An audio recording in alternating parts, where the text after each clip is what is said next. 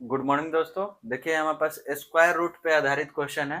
देखिए क्या है, the value of under root 54 under root 125 into में है, ठीक है।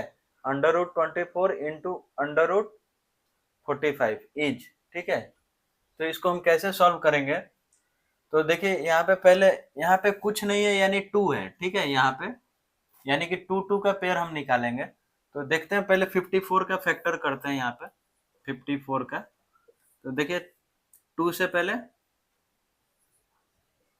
फिर थ्री से, फिर थ्री से, ठीक है।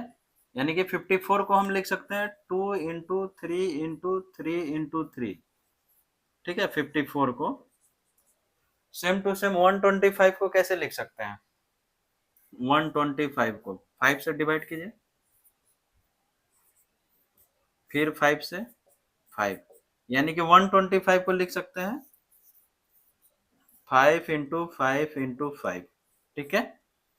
ये दो चीज सही है। 24 को कैसे लिखेंगे? 24 को 2 से, 6, 2 से 3, ठीक है। यानी 24 को हम लिख सकते हैं 2 इंटू 2 इंटू 2 इंटू 3, ठीक है। वैसे ही 45 को क्या लिखेंगे? 45 का अगर फैक्टर करते हैं तो 3 से,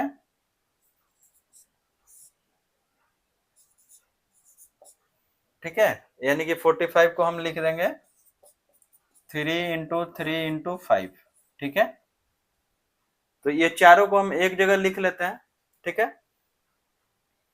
एक जगह लिख लेते हैं। तो देखिए देखिए 125 को हम लिखे 5 इंटू 5 इंटू 5, ठीक है। 24 को लिखे हम क्या? 2 इंटू 2 इंटू 2 इंटू 3, ठीक है। और 45 को क्या लिखे हम? 3 इंटू 3 इंटू 5, ठीक है। सारे का पहले फैक्टर कर लेंगे, उसके बाद हम देखेंगे ये क्वेश्चन इजी हो जाएगा हमारे लिए।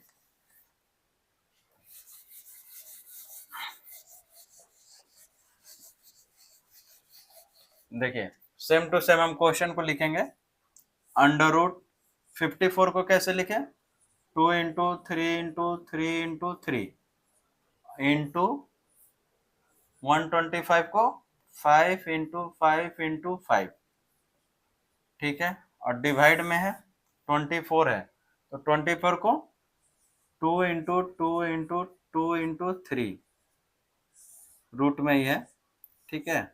और यहाँ पे देखिए 45 है, तो 45 को लिखिए 3 इंटू 3 इंटू 5, ठीक है। अब देखिए इसमें हम क्या करेंगे,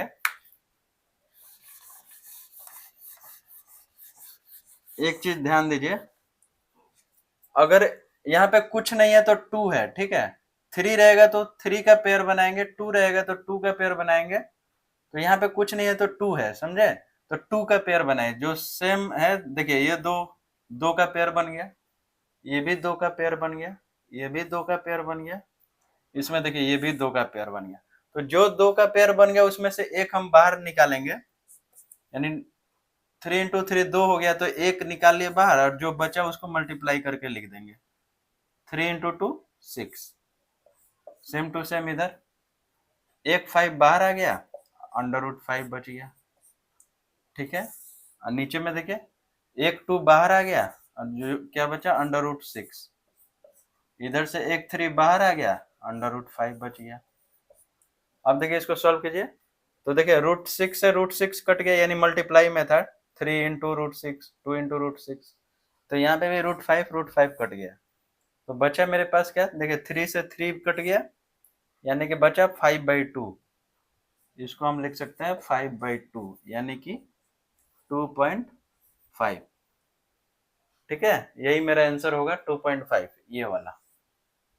तो इसको हम पहले क्या करेंगे? फैक्टर करेंगे और दो दो का पेयर बनाएंगे। जो दो पेयर बन जाएगा उसको एक बाहर निकालेंगे और सबको मल्टीप्लाई कर लेंगे, ठीक है। ये जैसे दो में से एक निकाले और जो बचा उसको मल्टीप्लाई कर लिए, ठीक है। तो रूट 5 कट गया, रूट 6 कट गया, 3 से 3 कट गया, सिर्फ बचा 5/2। बहुत ही अच्छा क्वेश्चन है, एग्जाम में आता रहता है। थैंक यू दोस्तों।